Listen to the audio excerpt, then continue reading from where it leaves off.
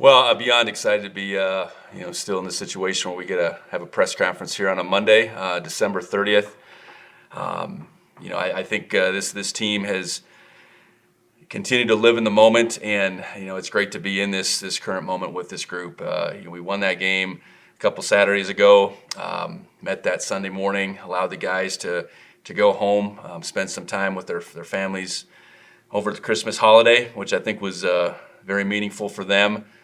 Brought them back here on the 26th, and we've been at it since then. So excited about the work we've been able to put in the last few days, and I know we're excited about the next few days here in Bozeman, and then we travel down to Frisco on Thursday, and we're a week out from the game, so excited about that opportunity. I know the opponent in front of us. I think we know for sure.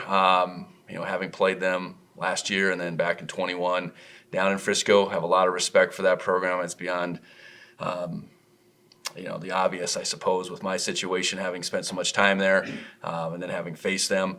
But really been impressed with this team, their team. Tim's come in there and done a really good job, and they're a team that is better now than it was back in August. That's apparent. They have some guys that have had those types of years, led by Cam Miller, that you need to take a team to these heights. He's done phenomenal things throughout his career, but has certainly had his best year this year and his last year. And when the moments have been biggest, he's really shined. So he's going to be a big challenge for us to contain. You look at the years that Marty Brown has had, the Jerry Rice Award winner, and Bryce Lance, the year he's had, and that's just to name two skill guys. They have many skill guys that can hurt you, and I think Cam Miller does a great job of spreading that ball around, and I know that it starts for them up front, so we're really impressed with that group and their continued improvement. Then on the defensive side, I know they've continued to do things that NDSU has traditionally done, led by their front. Mostert and Heisman, I think, from an interior perspective, is a heck of a tandem, very disruptive. And, I think that front in general and the number of guys they've played has continued to come along. I thought they played really well, and they were probably the difference in that victory over South Dakota State. And I think they've worked through some things, both at linebacker and the safety positions, with some injuries, departures, those type of things. And they got young guys in some instances playing, and those guys have continued to get better. And you can just see that I think they've continued to find themselves. I know Coach Grant Olson, first year coordinating, he's done a really good job of continuing to bring that defense along. So excited for this opportunity. A heck of a lot of respect for NDSU and what they pose is the type of challenge that you're going to get at this time of year. Do want to address the contract extension that was released today. Very excited to continue on here at Montana State. Grateful to President Cruzado and Leon Costello in particular for their continued support. We've, as a family, Molly and I and our boys have really enjoyed our time here. And there's a lot of things that go into the type of opportunity that you desire, and our day-to-day piece has been great here. Our boys continue to grow up here in this community has been great, and the support that we feel on a daily basis is what you want. And a lot of credit to these type of opportunities go and should go to our staff and our players. Been fortunate through the 4 years to work with great people, and that's our coaches, that's our support staff, that's everyone involved, and a lot of hard work that goes unnoticed, certainly on all ends by our coaches and our support staff. And then the most credit goes to our players. We've been really fortunate to work with talented young men who are about the right things and really desire playing the game the way it should be played, and playing for the things it should be played for, and that's a lot of the reason we're in this position. So a lot of people to thank, and excited about the opportunity moving forward. December in college football has continued to change. I know every coach across the country, whatever division you're at, you desire to be playing at this time, be desiring to play meaningful football in December, and we're very fortunate to do so. But it's also a month of a lot of transition. Signing day being at the beginning of the month, the transfer portal, and all the transition that has created. It's created a scenario that this is where we want to be. We want to be playing football at this time of year, and I'm grateful for us being able to continue to play and have this opportunity to cap this season off. So with that, I'll open it up to questions, and again, excited for our team and what's in front of us. Coulter Nuanez, let's start with you. Hi, Coach. Coulter Nuanez, Skyline Sports. First of all, the quarterback matchup in this one's obviously going to be a big one. But can you just talk about sort of both these guys and the fact that they started in this game as freshmen in 2021, and now here they are as seniors and sort of defined as two of the best players in the country? Yeah, and I think it's you look back and both these guys were named finalists, top 3 for this award coming out of the regular season. So I guess it is poetic that they both led their teams to this game, and I think they were both guys that have had a ton of success, won a lot of football games. But I think for both of them, they've continued to grow as quarterbacks. I think of what Cam Miller meant to that team in 21 and what he means now is two different things. He was a good quarterback. Now he's become a great quarterback. And I think the same can be said for Tommy. How Tommy did things and what he was willing or what he was able to do for us back in 21 and even 22, way different than the version of Tommy Mellott this year. And to be in games like this for your team to ultimately achieve at its highest level, you generally need good quarterback play, if not great quarterback play. And I think both teams have that, and excited for the matchup. I know they don't go head to head, but ultimately, the team that wins, a lot will come back to probably who played better between those two. There's been so much talk about the offensive line, defensive line, and your guys' improvements there to get to this point. How much of that credit goes to just the mentality you guys would be able to hone collectively, and how much influence has Sean Herron had on sort of honing that collective mentality to help you sort of close the proverbial gap? Yeah, I think he deserves a lot of credit. When we sat down back in February of 21, it was clear to me the right guy was in that position first off. I was very fortunate that Sean had taken the job preceding me in December of 20.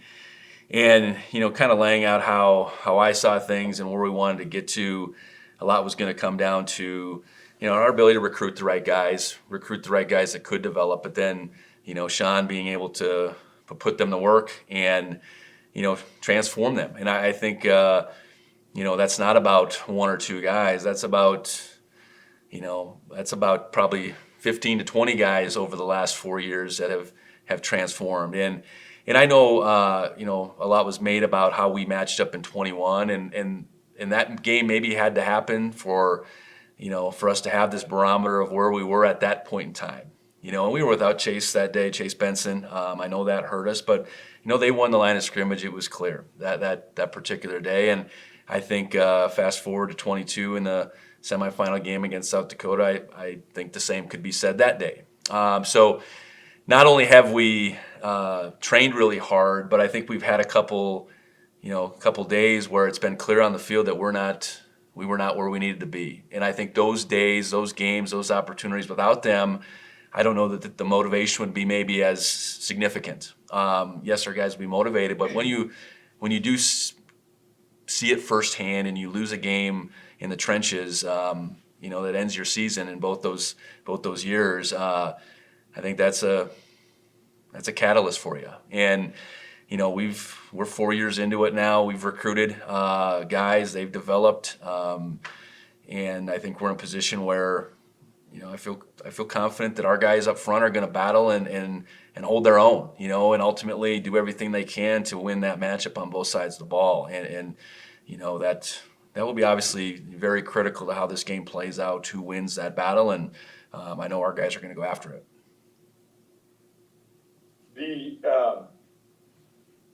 Bryce Lance has had such a great season, but also just playoff stretch. How dangerous is he just on the perimeter?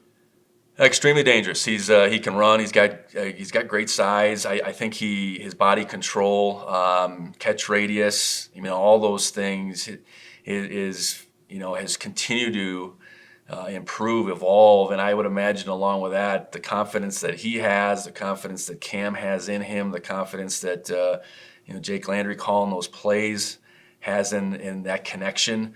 You can just see that growing throughout the year. So credit to him. It's not that he came out of nowhere, but he's taken his game to another level, to that star level, and he's not the only one they have out there. So it's not like you can put all your attention in his direction, but we'll definitely know where number 5 is. I know you talked a lot about Adam Jones, but just the fact that there's 2 freshman running backs in this game that have made it to this point. How impressive is that to you? Because that's usually one of the hardest parts for those rookie type of guys.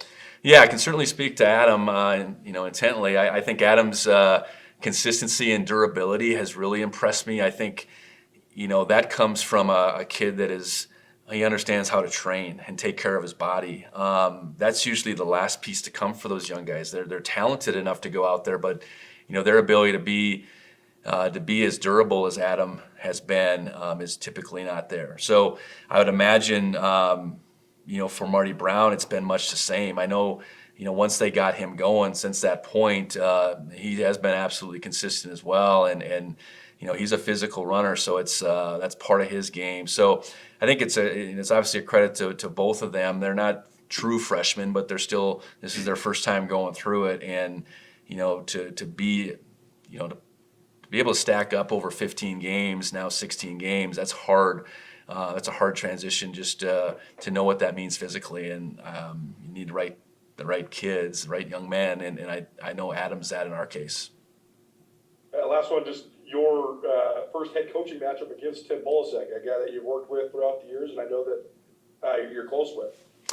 Yeah, I guess it's the way it goes. When Tim got that job, I imagined that there's one of these matchups that were down the road. 2 of the 3, our first 3 years we'd faced NDSU, so I had good faith that Tim would go there and continue moving things forward. And we haven't worked together since 2012, but Tim probably as much as anybody in the coaching profession is someone that I've stayed in touch with. And I think our relationship is growing. I mean, he ultimately replaced me back at NDSU, and there was continuity, I guess, with our relationship there. And then when I left Wyoming, he replaced me. Actually bought my house too in Laramie. So no, I think we worked together for several years from 2006 to 2012. In some ways we were continuing to grow up together as coaches under Coach Bull, and I think see the game in a common way. We're different personality-wise for sure, but I think when it comes down to the game of football, relationships, how you go about your business, I think we're very similar. So I got a great appreciation for Tim, and look forward to talking before the game and then walking over to our sidelines and letting our teams go at it. Let's go to Jeff Kopak. Jeff. Yeah, thanks, Bill. Hey, speaking of Craig Ball, Biggs, describe his coaching tree now. Starting to branch out quite a bit. Yeah, I think we were all so fortunate in it wasn't like Coach ever, we ever sat down and had a master class or anything, but that's really what working for him with any length of time turned into. And for me, I'd say it was kind of 3 different phases through those 18 years. It was the initial phase of us, transitioning and building that program up at the FCS level, and it was in some ways that transition out of the 2009 season when we'd hit rock bottom at NDSU. We went 3-8 and had a lot of things that needed to go in a different direction, and they certainly did. And you look at the success that's gone on there since then. Just learning through that time at NDSU as I was growing as a coach, it was significant. And then by that tail end, I I did know that becoming a head coach was something that I wanted to do, but then the move with him to Wyoming and all that we went through there was a whole another layer to, which is just watching him work. And it's there's so many things to it that why we are all positioned to be what we've become, I guess. Coach is he's going to let you do your job. So for one, he let us all work and he let us all grow underneath him. He's going to guide you, but he's not going to tell you what to do at the same time. He's a taskmaster. He's going to work as hard as anybody in that building. So when it comes to recruiting and developing and always trying to stay ahead of those two essential concepts, there was a constant evolution through the 18 years I was with him. And ultimately becoming a head coach. And I look back at 2003 when he was this very successful defensive coordinator. He comes to NDSU and he became a head coach. He turned the keys over on the defensive side to Jimmy Burrow, and that made a real impression upon me. So when I would have the opportunity, you knew what being a head coach looked like, as far as managing a staff, managing a team, the fundraising aspect, the relationship you need within the community, administration. So I think it's all those things that we witnessed, just on a daily basis that has put us all in this position to maybe put our own swing on it to some degree, but we all owe a great deal of our success to him. I think that's beyond obvious.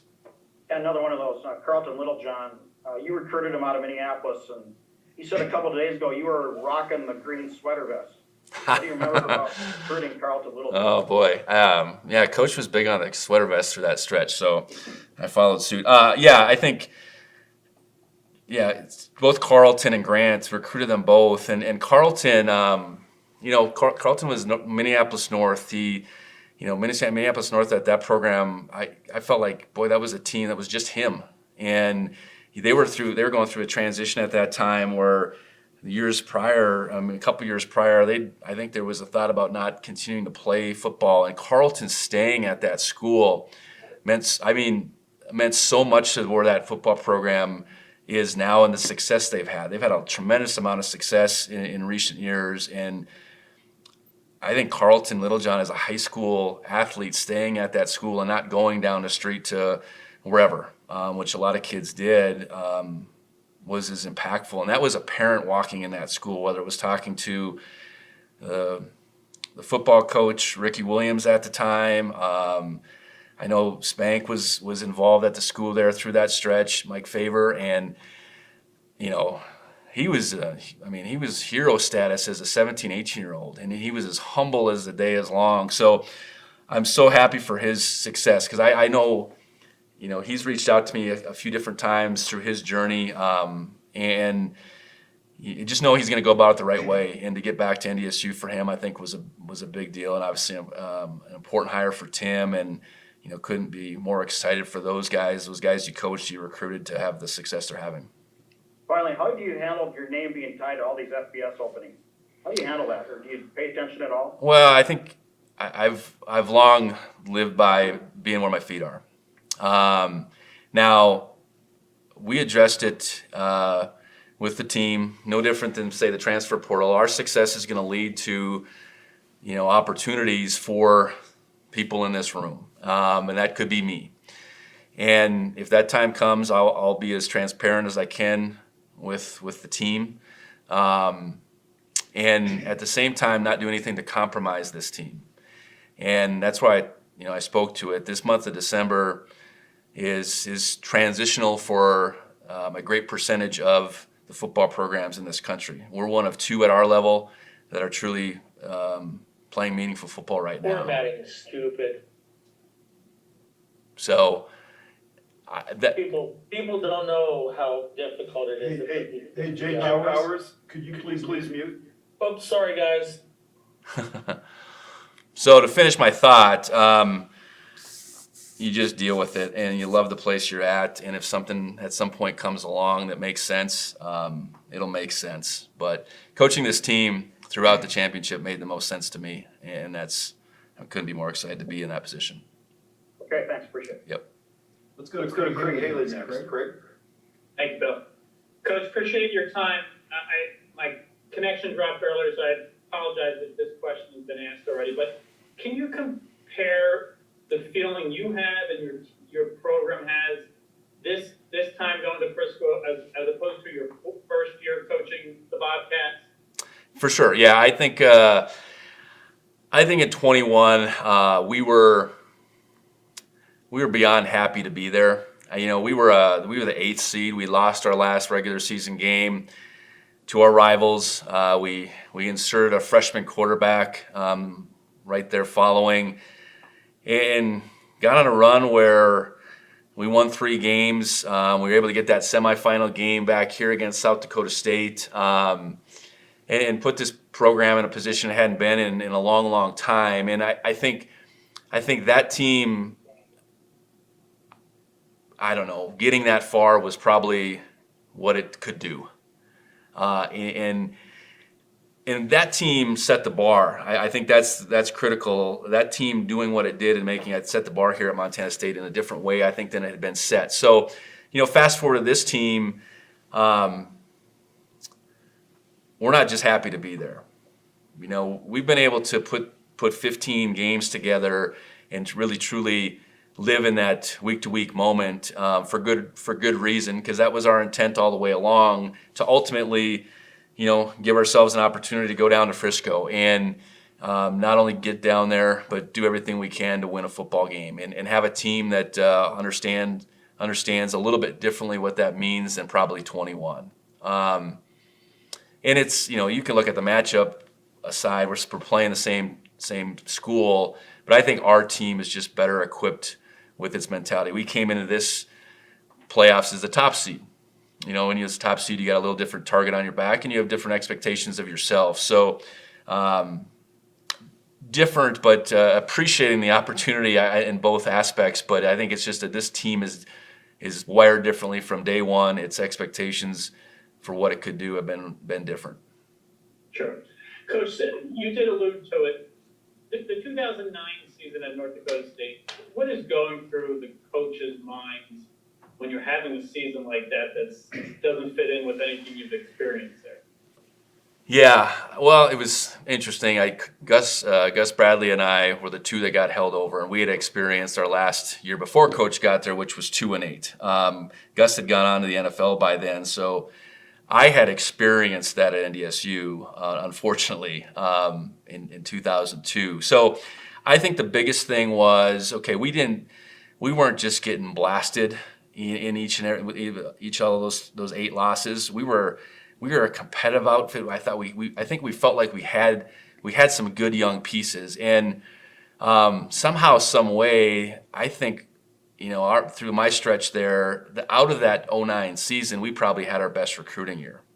So I think there was a collective effort by the coaches to keep forging ahead, and we aren't that far away. And I think as a team, I know we felt like we had this good young group that had the potential, and it was just, maybe about just getting to the next year. I think, and then fortunately that next year, it wasn't perfect by any means in 2010, but we actually, we found our way into the playoff, the 20-team playoff at the time. We made our way out to Bozeman in the second round. We won a game here. We lost that heartbreaker in Cheney, and that the things that needed to happen to that team to take a step forward, to get close, I think was a big catapult into what it became shortly thereafter. Thank you, Coach. Yep. Let's go to Grace Lawrence. Grace? My first question is about the state of Texas. It's the most represented state on the roster outside of Montana. Just what the state of Texas and recruiting has meant to you guys, what makes it so special, and kind of the full circle moment for a guy like Simeon that gets to end his college career in his home state. Yeah, we have 15 young men on the roster from Texas, I believe, and there was just a couple, and Simeon was coming in that added to that group when I got the job. I think it was clear to me when I got the job that we needed to increase our efforts down there in recruiting, and I think part of part of that recruiting story for those guys was enhanced by us making that first championship game and playing down in Frisco. I know like Jared was recruited shortly thereafter, a Frisco native. So I think in the back of all those Texas natives, their mind moving forward from that moment was this potential opportunity to play down their home state. The only regular season game that we had on the schedule to play down there got robbed from us from Stephen F. Austin. So if we were going to play down in Texas, we'd have to make this game. So I think for one of the big things for me and for our staff has been those Texas guys. They love the game of football, and they get a chance to be, in most cases, in high school programs where that football team and all their success is paramount. So they come up here, they really gravitate towards what we have here in Bozeman. So for that group to have this opportunity, for a guy like Simeon to be able to finish his career down there, couldn't be more happy for him. And then talking about Coach Owens, who is a Dallas native, just what has he meant to this program and the addition of him as the DB's coach, the safeties coach this season? Yeah, I think it's been significant. I think he first of all has done a really good job of building relationships with the guys in his position group. I think he's done a really good job within that defensive staff. And then on the recruiting side, it was immediate. We actually went into Seth Johnson's home. He's a Frisco native. Right down the street from the stadium, Reedy High School, and that was my first opportunity to listen to Jody in a home visit talk about his experience as a Metroplex native, coming up to Bozeman kind of as a youngster, really not knowing what he was getting himself into, and then how this place, Montana State and Bozeman, changed his life. So I think when he can go down there and be able to tell his own story, I think that's really significant. And, in addition, Nick John Baptiste being from Houston and now being on our staff several years, Nick's done a great job down there. He didn't play here, but he's been here, and I think he's done a great job identifying those Houston area kids that are going to really thrive up here. So, we have more guys than those guys recruiting down there, but those two Texas natives being able to, in different ways tell their story and their experience up here, I think has been significant for us. Awesome. And then last one from me. I know you've talked about it a bit this season, but I'm working on a feature on Cole Stain and just kind of his whole collegiate journey. But to see what he's been able to do this season, stepping in at center, and then the full circle moment of just how far this season has gone for him and his stellar performances week in and week out, just what you can say about that. Well, it's quite a journey. I would say it's unusual. And I think the journey that I've witnessed in the last 4 years is what I'm going to really hang on to. His continued development as a football player and person, has been tremendous in what he's after. And then I think the obstacles that have come in his way, and how he's dealt with that. And I think, how this has shaped him into the man that he'll ultimately leave here as. That's what you want. You want guys to certainly grow and have this great experience on the football field, but you want them to grow into these men that are going to be able to go off and be highly successful. And Cole is going to be highly successful in life. His business acumen for a person his age is significant. And what he's meant to us this year, being able to go from, okay, how is this going to work? He hadn't played football in a year. We have a bunch of guys, candidates at those guard positions. That's where, that's kind of where it started for us back in fall camp. Certainly he was going to be our backup center at the same time. Justice goes down, and Cole's, got to go back in there and still as this mature older guy, but this guy that hadn't played football in a long time. And what Cole's done throughout the course of this stretch is he's continued to get better, and his improvement has been key to us, and his durability and what he's done to put himself in a position physically to be as durable as he has, and how that process repeats itself each week. I can't thank him enough for the efforts that he's made physically. So, unique story, and we've come a long ways. He's come a long ways, and we wouldn't be where we are without his progress. Thanks, Coach. Yep. Let's go to Eric Peterson next. Eric. Hey, Coach. You mentioned Cody Heisman and Eli Mostert. What challenges do they present the kind of the deep tackle, the way those two guys play with the offense you run? Yeah, well, they're both really strong and really quick, and then they're relentless. So whichever one of those you want to put in front, I'd say that relentless piece probably goes back to the front as far as the most challenging thing. And it appears that as the season gone along, they've been willing to do more and more with them. Just moving them and their defense no different than ours is built from the inside out. So it starts with those two positions. And Eli's been a big time playmaker for quite some time now, and I think Cody really through the course of this year has become something very similar to Eli. So I know he hasn't garnered maybe the national honors that Eli has, but boy, you see those guys as both that type of player. So to be able to put two of those guys out there at the same time, I think that in itself is a challenge. But both big, strong, quick off the ball, good against the run, good in pass rush, and then they just the way they both play is without end. So we're going to have our hands full with them. Thank you. Yep. Victor Flores, let's go to you. Hey, Coach. I was curious about, Ken Miller brought this up in his presser today, the field conditions in 21 affecting your D-line so much in that game. And then, of course, in 22, the same thing in South Dakota State. So I'm wondering how much you feel like that was maybe contributing to some of the trench issues and your overall thoughts on those field conditions 3 years ago and 2 years ago. It didn't help. We needed every probably advantage both those years that we could get. So when the field was slick, which it was two different forms of slick in 21 and 22, that didn't help. And we were thinner. I know that in itself.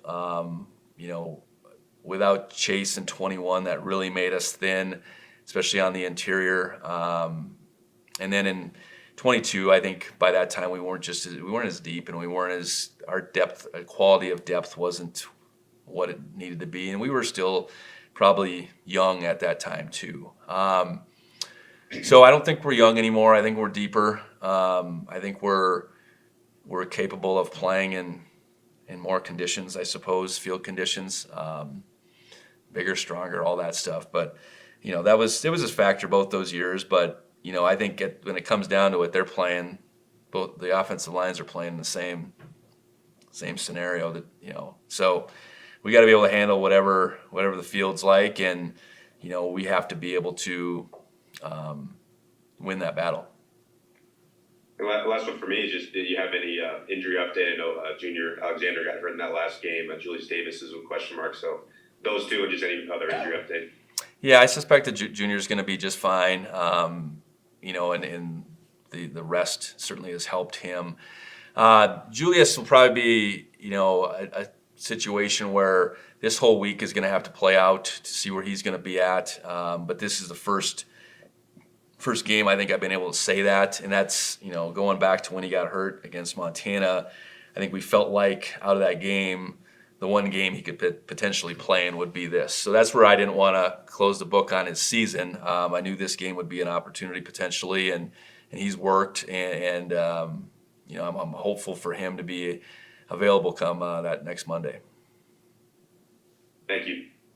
Austin Parr, you're up next. Hey, Coach. Doing a feature on Kenny Eidman, just kind of his impact this season. It seems like teams have, double-teamed Brody a lot, and he's been the beneficiary of that, starting really at UC Davis and on through this playoff run. So just kind of what is he, meant to this defense or this run? Kenny's extremely talented and has been, and he's had flashes, I think, his first couple years. And like a lot of our D linemen, I'd say Brody was the same way. There's a step-by-step, process to becoming, as complete as possible. And I think Kenny's done that, gone through those steps. And he's, there's a couple things to it. We obviously ask those guys to rush the passer, and those really talented guys can probably do that from day one in some regard. But being able to read your keys and play the run and play really disciplined up front, that takes some time. And I think Kenny's put himself in that position where, I think we have that on either side between him and Brody. And if he's been the beneficiary of some of the matchups, there's part of it, but part of it's just who Kenny's become. I think Kenny's become a tough matchup in his own right. So we need them both to be factors in each and every game. And I think down the stretch when these games have continued to mean more and more, I think they've continued to show up all over the place. And Kenny's play, I think has put him in a conversation with Brody. Honestly, I mean, I think we really hold Brody in high regard, and that's how we want it to be. But I think Kenny's put himself, just with his consistency and his effort, and how he's continued to, go after becoming the player he can become. And having a guy like Brody in that room is such a great example. So, credit goes to Coach Howe for sure, but then, Brody for, showing the way. In a lot of ways, Brody showing the way by guys before him as well. You kind of spoke about it a little bit there, but just, not only his, you talked about his on the field growth, but what he has done, the work behind the scenes, and just kind of his growth and development into, becoming one of the leaders on this defense over the last couple of years. Yeah, I think he got here my first year, and he was a highly regarded guy from Bozeman High that, there's just a transition as a young man that needed to occur, and it needs to occur with most of our guys. So redshirting and us even figuring out, okay, is he an inside guy or is he an outside guy? What's the right weight for him to be at? I think there's just a maturing that had to occur and needs to occur in most of our guys. So then, going through each one of these years and increasing his role has been part of the plan. And last year with guys like Ben Seymour and David Alston, Kenny wasn't leaned on as much, but Kenny showed up and made plays. And now with the departure of those guys, and especially a guy like Ben who probably played, I know he played the most of all those guys rep-wise last year and was as consistent as he could possibly be. We needed Kenny to step up and make the plays for sure, flash for sure, but then be that consistent force, and I know he's done that. So, credit to him being talented for sure, but then recognizing I got this talent. Okay, I grew up in Bozeman. My dad played for the Cats. I want this. I really want this, and now allow these coaches to pour into me and become what I can become. And I know that transition was already happening prior to this year, but it's really taken hold this year. Thanks, Coach. Yep. Tom Izzo, what do you have? Veeks, great to see you, bud.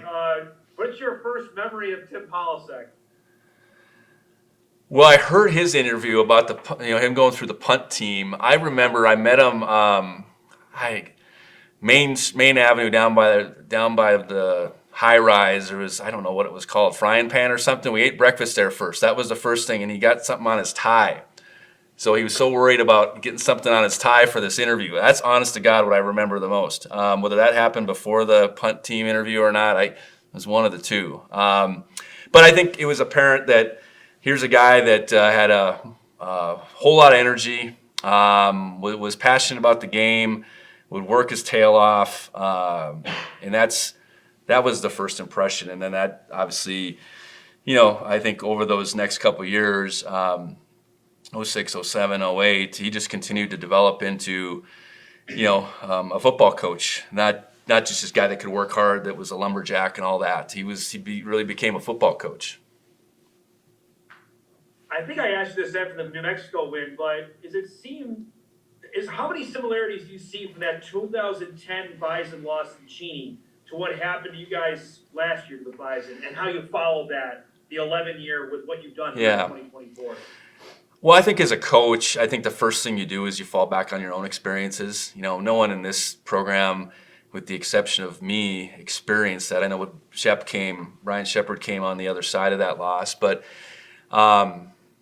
you look at that, you reflect back on teams and how you pick yourself up from devastating blows, and at the same time, how do you move on from the highest of highs? So I certainly recalled that year, and I knew that we had a lot of leadership that was coming back. I knew we had a lot of talent that was coming back, and I think the same would be said for that 2010 into 11 team. And just being able to, yes, put it behind you to some degree, but let it burn inside of you at the same time, especially through those winter months. And maybe if at any point in time you need a reminder that I just need to go in this weight room and work my tail off, think about the end of that game. And it snaps you right back and, okay, I need to work hard. So I think our guys in a similar fashion, our seniors, really did the same things. I would think that leadership group of that 2011 team did. And, and then you get into a season and you need your moments too. You need your moments like we had at New Mexico, down 17 a couple times. And really, I think to this team cementing that, okay, we can do this. And if that was the 11 team, I don't know, we played Minnesota that year, right? That was probably the game as much as anything. And beating Northern Iowa, I suppose, was whatever that happened for the first time. Would have been those games maybe in particular that were similar. And then we've been able just to, really stack these wins up. So, I think there's definitely some parallels in my career. Both teams, sad to see those seniors go, like that 2010 group, no different than our group last year. And they were, small but meaningful. And then, but this group of hungry guys that had learned from them, I think that probably is as simple as I could put it as far as the comparisons. Last thing, I haven't asked you on, just, you guys got it all to yourselves Monday night. There's no NFL, there's no other college game. How big a deal is this for the FCS? You guys are it. You're the only game in town Monday. Well, people in our country love football. So I imagine they'll find their way to ESPN to watch it. I think it's a big deal. I think the football played at our level, and especially as you get down to these last couple rounds, it's beyond entertaining. It's really good football, and it could find it. Our two teams could find their way into, I don't even know, in the middle of FBS, and certainly hold our own. So, I think all these games that have been going on for a couple weeks now, maybe people come across them and they turn it on or they don't. The NFL certainly is a priority for a lot of people, but to be in a standalone, scenario like that, I think is great for FCS football. It's certainly great for our two programs, our institutions, and, great that the spotlight's clearly on us. Thanks, Pete. See you this weekend, bud. Absolutely. Coach, before we finish with Braden, before I mock Dom Izzo about being a Mets fan, Ryan Leaf has sent in a couple questions he'd like to ask about Tommy Milot's control over the offense and what it's like coaching a quarterback with that and those leadership qualities that Tommy showed. And he'd also like to ask about Brendan Hall. Okay. His emergence as a weapon. Yeah, well, with Tommy, I think you become a senior, a fourth-year guy in an offense.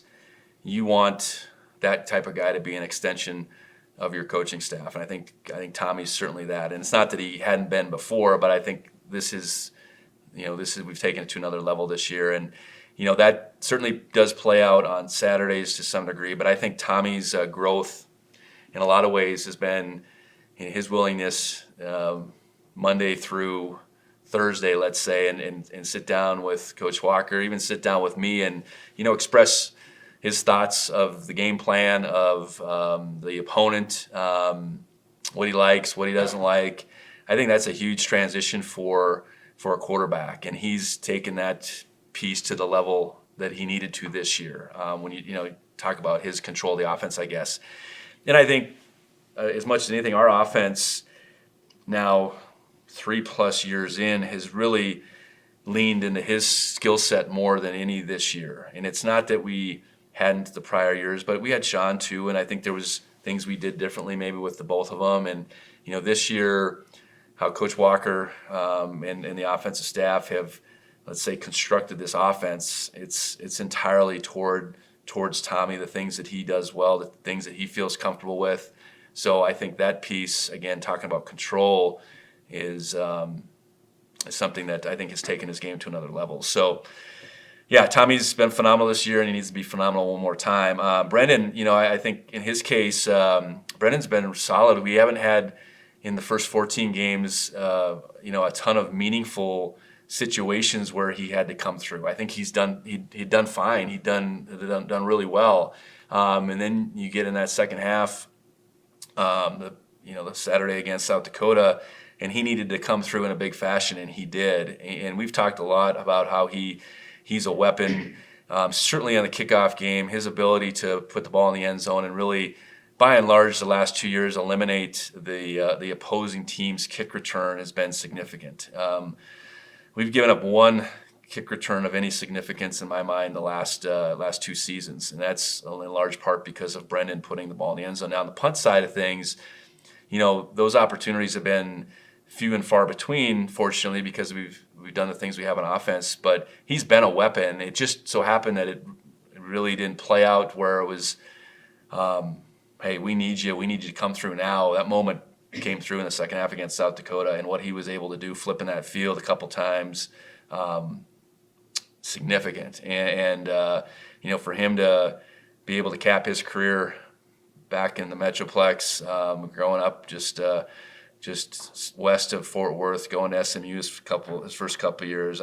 He's one of those guys that you talk about in recruiting a couple of years back, saying, hey, that championships played down in Frisco, and Brendan's a big soccer guy too. So I think him getting a chance to play in that stadium is probably more meaningful than most because of his soccer background. So we'll need them both to be impactful on next Monday, and I'm certain they'll be up to the task. Brent Shaw, you're on the anchor leg. Take us home. Hi, thanks, Phil. Brent, first of all, you guys have talked about this mentality shift all season with the 1-0 mindset. I was curious what you could say about the impact of a guy like John Shirkey on that and kind of the mental performance side of impact of this program. Yeah, John's impact on our program has been, I think, been critical.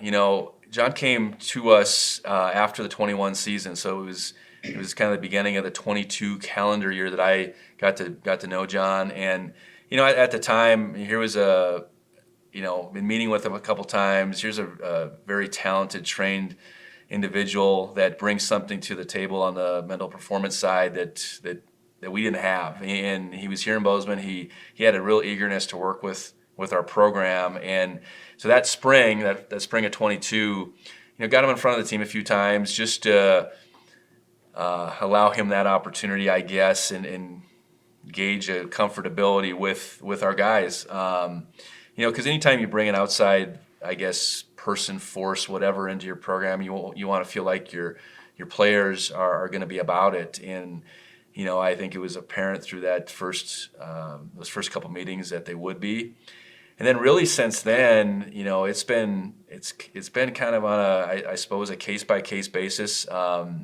He's worked with a lot of our guys, between the 22 fall essentially through now, and I think he's really been able to help them, with their focus, with their goals, and it's not that coaches don't have some of that as part of their repertoire, but this is John's background, and he's also coached high school football, so he gets football at the same time, and so my feedback from our football players, our student athletes, has been, hey, and it's not every guy by any means on our team, but the guys that have worked with John have really appreciated that. It's been an investment. The quarterback club, Booster Club funds this part of what we're doing. The quarterback club is meant to go above and beyond, and picking and choosing either areas or people or whatever that are going to help our football program,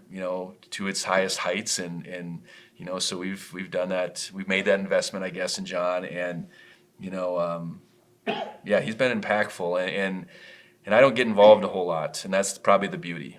I think our guys feel like they can work with John. He can give them what they're looking for as far as, again, just a lot of it's, how do I focus better? How do I maybe prioritize tasks better to some degree in my mind. Because the work they do physically with Sean Heron's significant, but for them to become more mentally aware, I guess, and practice the mental side of their preparation, I think is something that's certainly come to light over the last couple of years. So having someone to be able to work on their mental performance, as simple as that, has been big for a lot of our individuals. And it's not to say he's got in front of the team from time to time, but it's been more about his individual work with several of our guys, for the last 3 seasons. How excited are you for to end your career with this game and to face North Dakota State again in the national championship game? Yeah, it's a pretty special deal. We're all excited to get back to the game in Frisco, and for it to be the last game of my career, that's pretty special, and we want to take advantage of it.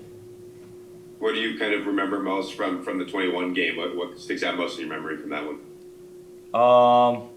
I didn't go to that game, so it was I watched on TV, but it was rainy. Seemed like the field wasn't very good, and they kind of got after us that day.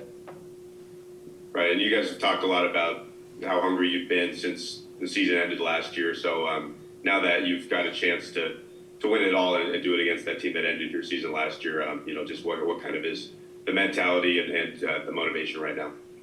Yeah, the game last year definitely put a ton of motivation in us to get back to work as soon as we could.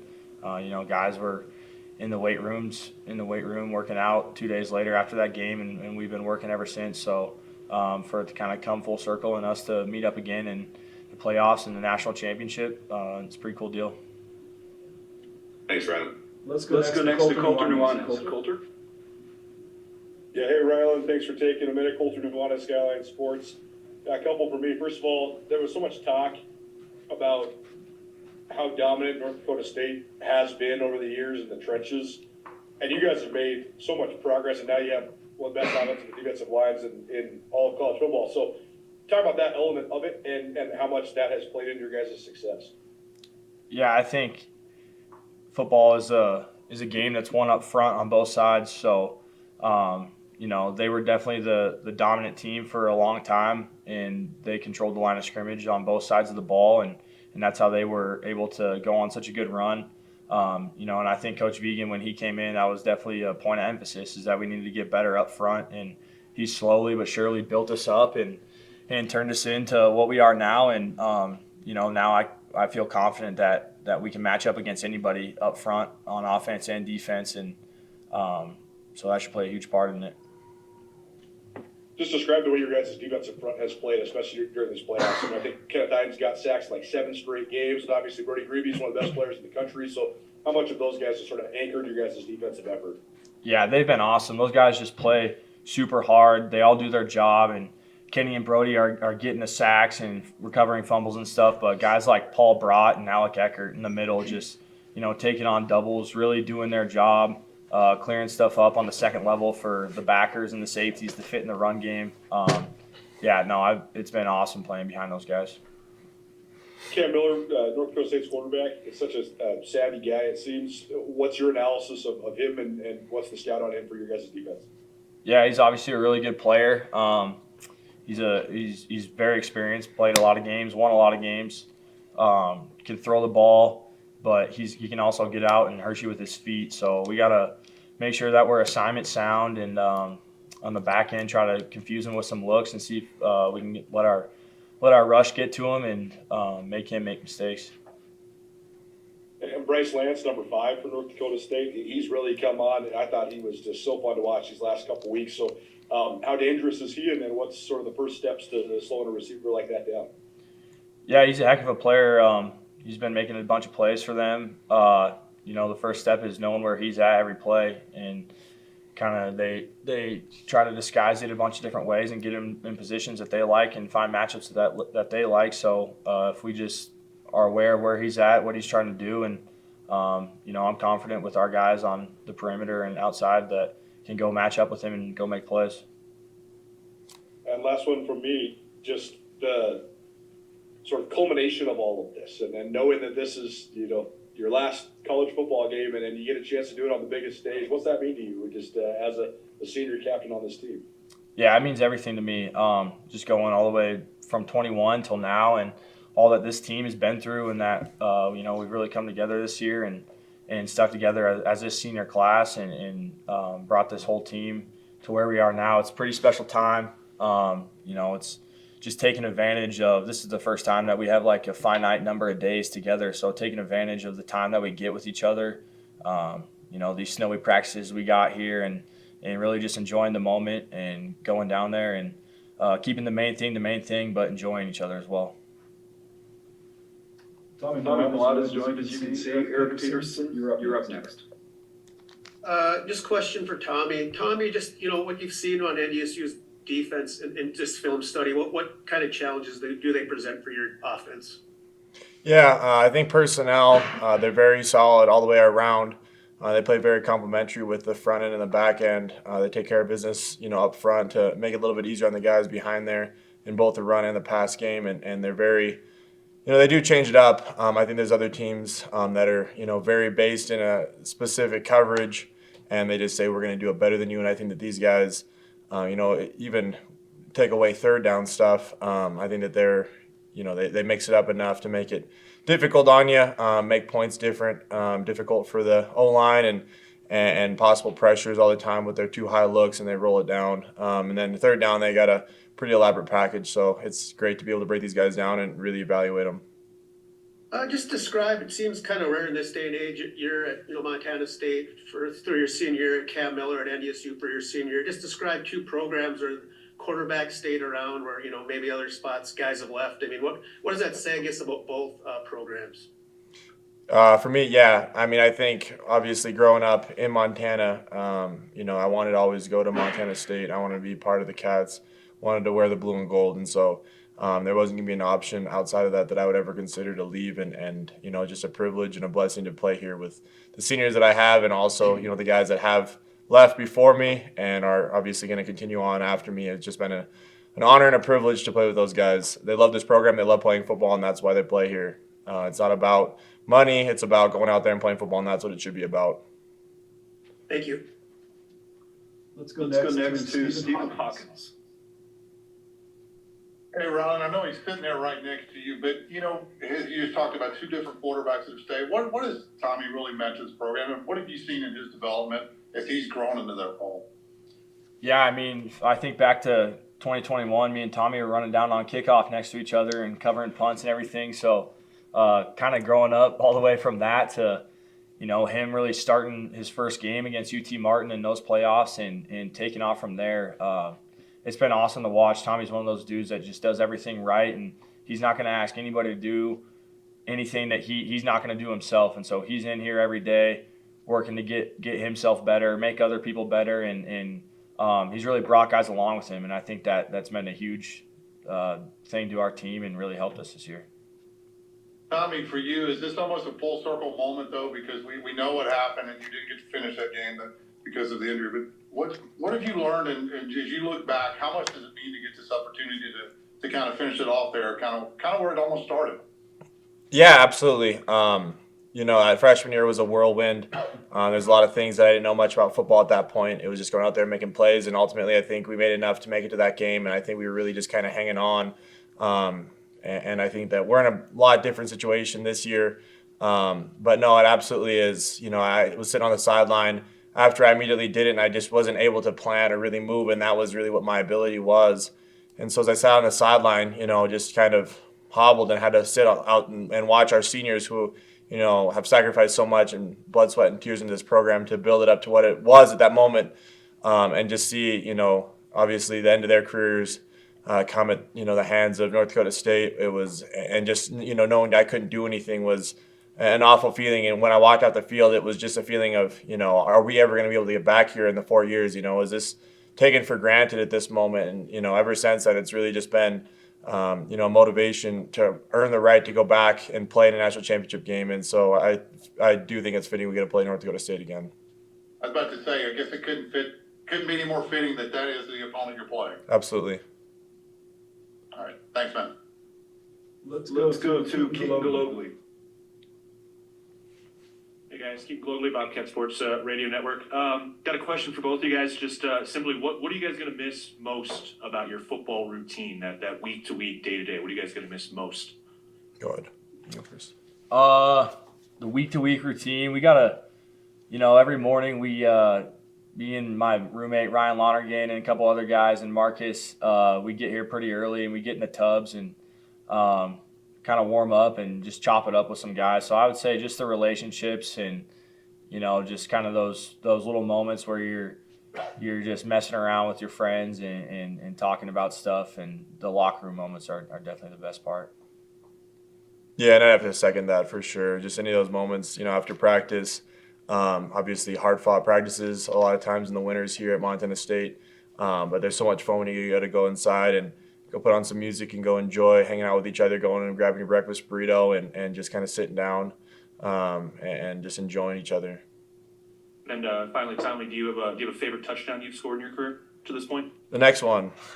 No, I wouldn't say I have one. No, I'm just excited to keep playing football. It's a privilege and a blessing for sure to be able to play into January. So just focus on the next one. Thanks, guys. Let's go to Dom Izzo. Dom. Thanks, Bill. Tommy, just tell me about this. I asked Cam this, that your career has kind of been interspersed with each other. I mean, you played as a freshman, I know, in the championship game last year. Just describe how it's crazy in this era of the portal that 4 years together, you guys are now playing for the third time against one another. Yeah, no, absolutely. Just as earlier comment as well. I mean, I think with our two programs that have been very successful. And, I think both programs play football for the right reasons. And, it's not it's subjective to, or it's contingent upon, different incentives that the team presents. It's just, the guys love playing for each other and they enjoy playing football. And ultimately, I guess Cam sees it the same way. And so I think it's the right way to play football. And so, obviously I think I'm excited to go up against him. And I think, ultimately I don't get to play against him, but our defense does. And so I'm excited for them to see the success. I know you're in the submarine. You're worried about your own team. Have you followed from afar, just seeing each you guys up with the paint, and you're both going to be there Saturday night? That's really unique. Are your games similar at all? I feel like I've watched enough about North Dakota State's offense. I think it's changed quite a bit as he's progressed as a quarterback, and I have to imagine it's been somewhat similar here at Montana State. I think that we have things that we do similarly and different. I think that we're based upon the same thing our offenses are, and that's establishing the run, but then being able to be efficient passing, throwing the ball. And so I think we both kind of have those same mentalities as well. My last thing at least for both you guys, it seems like you guys have played angry this year after how last season ended. Is that accurate? Can you describe, going even back to the New Mexico game, can you describe the temperament of how you played this season? Yeah, I guess I wouldn't say it's been an angry, like it's like we got to get back at all these people. We owe them something. I think that it's more for the guys around us and the guys that have stayed here despite the struggles that we had last year, that endured those things with us, that had to go look themselves in the mirror last year on whatever it was, December 4th, and say, man, we're done playing football already. Like, what is going on? Like, we got to figure this out. And the guys that decided to come back and really stuck it out and saw it through, and just a love for those guys and just the hardship that we have faced together. I just don't think that there's anything that's going to get in our way of causing us to doubt one another. It's just I think that's kind of the mentality that we've had this year. Right. Yeah, I would second that. I don't think it's based on anger at all. It's based on the love for each other, the love for this program, for this state, and for the guys in that locker room, and just knowing that everything that we've been through, and that we kind of decided to collectively come together, and we don't want that to happen again. And so everyone banded together and is just playing for each other, and that's what it's all about. Thanks, guys. Appreciate it. Grace Lawrence, you're up. Awesome. My first question's for Tommy. I'm working on a feature on Cole Sane. I'm just curious with how special the senior season kind of was for him moving into center, just kind of your relationship with him and how special this last year has been for him and his journey. Yeah, I mean, Cole, I think, got here the same time as I did, but he had obviously a much different route. He actually ended up going to the other team in Montana, and then he left there for reasons that we all know of. And then he went on to a JUCO and decided to come back to Montana State. He's a guy who's, his family grew up in Montana, so he wanted to make sure he came back. And, just he's had, quite a few injuries that have, limited his play. He certainly has played in the past, but ultimately just doing everything he possibly could. And at every, I think he's a guy that really takes care of himself too. I don't think these injuries have just been unfortunate. I think he takes care of himself like nobody else, nutrition wise, stretching wise, lifting wise, all those different factors. And so I think it's just, it was a lot of bad luck there in previous years. And so just seeing him being able to step up and really, get after it and be a huge contributor and a huge, just a leader within that offensive line room who's, I think the best in the nation is incredible. Just to have guys step up like that in a program like this means the world. And, personally, I think the world of Cole. He's a great guy. And so I'm excited to, obviously get to continue to play with him. But it's been a privilege to see him, go and dominate this year. And then my last question for both of you, just what has Coach Vigen meant to this program, and what have you learned most from him over this journey you guys have had with him? Yeah. Yeah, I'll go first. Coach Vigen's been a great mentor to me. I think he's a guy, a few words, but the words that he does say are very calculated and very intentional. And I think he's a very loving individual, but he's extremely thoughtful with that as well. And so just, being able to be a part of a team that, he leads, it just gives you so much motivation to do everything you possibly can for him and also his family. I feel like, Molly, she's been great in my life and in my family's life. And so I just think that it's just a whole package. And obviously, Jake being part of this program and kind of involving some of his younger kids as well has been really special. So, I think you get a full package deal with him as a mentor, as a coach here. And, obviously X and O's, he's a genius, but he goes so far beyond that. And, I've really appreciated the opportunity that he gave me to play here at Montana State. And so then I'll never forget. So I'm very grateful for the Vigen family. Yeah, Coach Vigen's meant so much to this program and to me personally. He is a quiet guy, but when he talks, it means people listen because he's going to say something that's intentional and very thoughtful, and that it's going to be good. And he's just done so much for me. I was a walk-on, and he put me on scholarship, and he stuck with me through a lot of things throughout my career, and that's meant everything to me. And he really brings a family culture of toughness and hard work, discipline, and all that. But he does really care about every single individual on this team, and I think that's something super special about him. Let's go to Greg Rockhutch. Thank you, Bill. For Tommy, I'm just curious, what it's like playing quarterback, now versus maybe that original playoff run in 2021, and just how much the game has really slowed down for you. Can you describe what that's been like? Yeah. Coming out of high school, I felt like I had some good coaching for sure. But high school football is a lot more, you just kind of go and make plays. And so ultimately that was what, they saw out of me, and they wanted to give me a shot with that. So that artistic piece to playing quarterback was essentially all that I really had my freshman year. And so really since then, it's kind of been a battle, to obviously make it more of a science, with numbers and stuff like that. And so I've really learned a great amount from, coordinators that I've had. Coach Walker this year, Coach House right before, and Coach Vigen as well has played a huge role in understanding numbers really in run game and in pass game, protections, all that sort of thing. So certainly understanding those things have also obviously it's a great thing, but it can also paralyze you at times because obviously defense, that's what they try to do is make it confusing with numbers. And so it's been great to try to find that happy medium between it being a science and an art, and, obviously trying to obviously know the numbers, but then when it doesn't, you can extend plays and make things that defenses don't account for difficult on them. So I think that it's certainly slowed down, but I just have just enjoyed it a lot. So just been enjoying the process of it all. And then how satisfying is it for you to have been able to kind of come of age a little bit, in the passing game this season, maybe compared to the previous 3? Yeah, I think that there's definitely been ups and downs in the past, and this year as well. And so, but it's been exciting to, extend what our offense is and make us much more dynamic. I think we have always had guys on the perimeter, and I think it's just been designing opportunities and being, being a multitude of ways to get those guys the ball.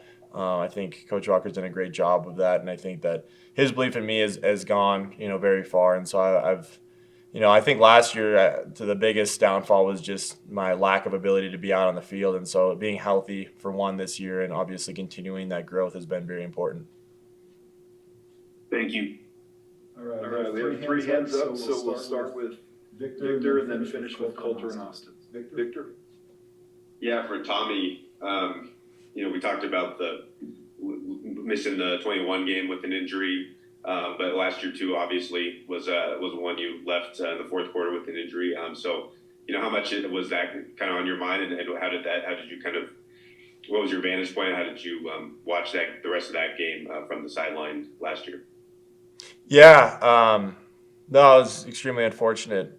When you put it all on the line like that, there's times where that happens, and so it's something that is part of my game, and that's, I play this game with passion, I play this game with love, and I put it all on the line for the guys around me, and ultimately it was just unfortunate how that kind of came down last year. I think I ended up sitting out there for 1 drive or 2 drives on offense. So, but no, I mean, it was just going around and motivating guys to keep getting it done because, I think that we obviously had a lot of good things going on, and ultimately we had so many opportunities to close that game out, and it just seemed like we kept shooting ourselves in the foot.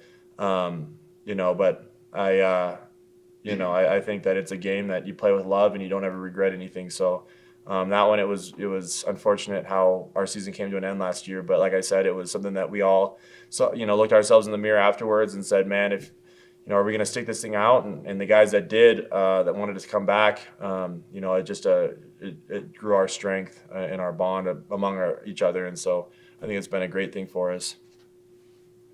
Yeah, and the last one for me, just for Rylan, your reaction after the semifinal win, this last one, kind of maybe how it compared to 21, but just your overall feelings after going back to punching another ticket to Frisco.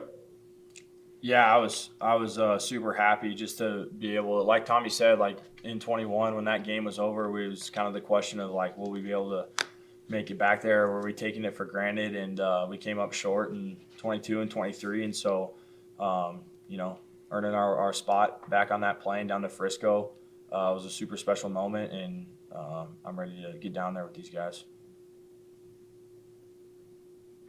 Coulter? Tommy, just 3 for me quickly here. First of all, I know we've asked you a lot about Adam Jones, but the fact that there's 2 sort of star freshman running backs in this game, one on either side, how difficult is it as a freshman to get to this point in the season and still be a productive player and endure what both those running backs have endured at a physical position like that? No, absolutely. I think that's a great point to make. Being able to play, and this season, including, adding another game to our season on top of, being a freshman young guy. But I think it's just a testament to what Adam did in the offseason, what Coach Herron has him do. He puts his heart and mind to it, trains extremely hard, and those, physically breaking down your body, during lifts, during runs like that, prepares you for the beatdown that is, a season. And so he obviously did that all throughout the entire winter and the entire summer. And also, on top of that, did everything he could to take care of himself. And so that kind of just set a good baseline into the season. So he kind of knew how to take care of himself. And I think he's done a great job with that. He's a smart runner. And I think, beyond all the physical things is too, emotionally, just as a young guy who really hasn't played, going into the year and being able to play now into a 16th game in the season is extremely special, and it's just a testament to I'd say, certainly his family and how they raised him, how we run things here at Montana State with our, strength program and just as, but I also think that he's just a tough kid and he gets stuff done. So I think it's just a testament to him as well. So. And last one, I guess I'll wrap it into just one question. The fact that this is your last college football game, what does that moment mean to you? And does it seem fitting that it's North Dakota State on the other side? Yeah, last game. I know Ort talked about it earlier. Just that finite. We finally have a finite number of days, and every other week in this playoffs, it's always been nothing's guaranteed beyond. So it was you had the finite number of 5 or 6, whatever you want to look at it, starting there on Sunday. But now we have a date and we know when the last 60 minutes of football are going to be for our college career, and so it's definitely a blessing that we've been able to extend it as far as we have. And have the max number of games, and on top of that, be able to play a week 0 game to extend the season even longer. It's something that I just take great pride in being part of this program, and so as many weeks as we possibly could get together. I was working and I was praying that we'd have that opportunity, and it ultimately has come. So I don't think it's anything that I'm going to become emotional about before the game or being worried about during the game, because I think it's sort of a testament to this team and just being able to earn that last game for all of our seniors, but it certainly is a blessing to be able to go and play a team like North Dakota State, where they have always been a team that's been competing for national championships, and for us to go over there and really give them everything we can, and I'm just very excited to have that opportunity to go play them down in Frisco. Austin Park finishes up. Thanks, Bill. Hey, Rylan. First one for you. Brody kind of spoke about this, and Tommy too, but he talked about the seniors and leaders drawing a line in the sand last year after that game. So, but just from your perspective, what really changed focus level-wise for you guys to really adapt that want-to-know mindset and take this program to the next level?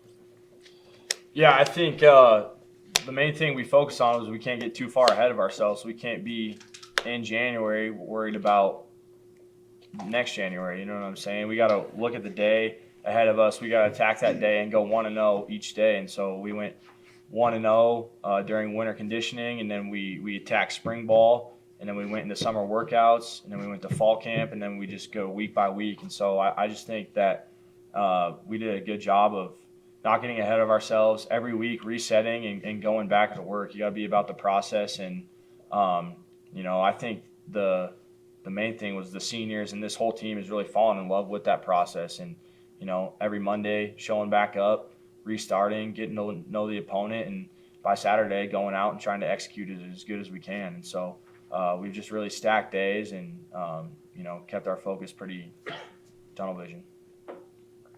For you again, Rylan, we've talked about the Sentinel to Montana State pipeline a lot, but now that you've kind of had time to think about it over the holidays, and you continue to see guys make plays from Missoula, from Sentinel, just how special has that been to have guys from the school that you went to now making plays? Yeah, it's awesome.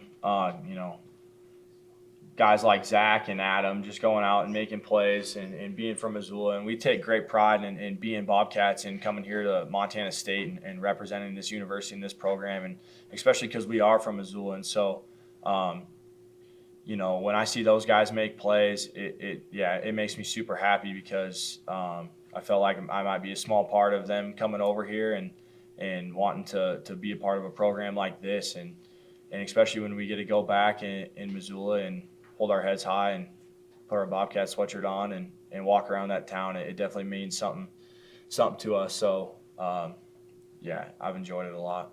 That purple and white to blue and gold connection is pretty special. Last one for both of you guys. Tommy, you kind of just spoke on it a little bit, but just overall in general, now you've been home for the holidays for a little bit, how special has this run been for both of you guys? Yeah, like I said, it was, going into the season, going into my senior year, knowing that this was going to be, the end of my college career. It was always, I wanted to extend it as long as I could. All the previous years, obviously I wanted to do the same thing, but, and I gave everything I could. And so I think that, it's just been a blessing to be able to, actually see that come to fruition here as my senior year and play as much football as I possibly can, because I love this game and I love playing it. I love playing here at Bobcat Stadium. I love playing in the blue and gold. Everything about it. It's a great program, great culture, and so being able to make it to a national championship game is one thing, and so I think.